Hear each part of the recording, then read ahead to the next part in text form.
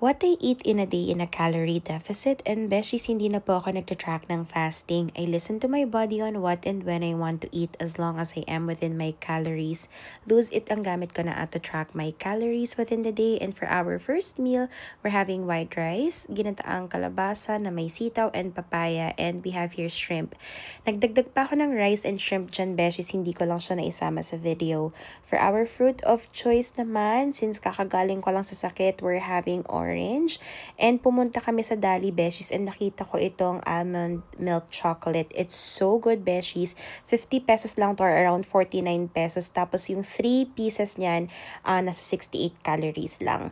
For our next meal naman, for our almost period na craving, we're having 2 loaf bread.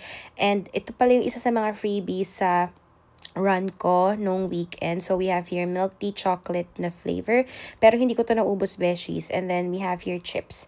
Crispy patata na baked potato flavor. So ayan lang yung kinain ko today. Total calories is 1,150.